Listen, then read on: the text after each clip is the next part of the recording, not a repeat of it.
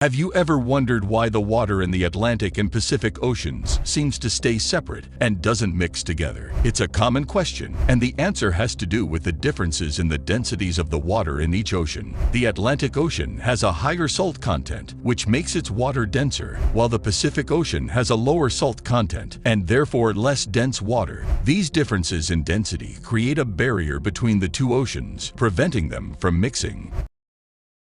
مرج البحرين يلتقيان بينهما برزخ لا يبغيان فبأي آلاء ربكما تكذبان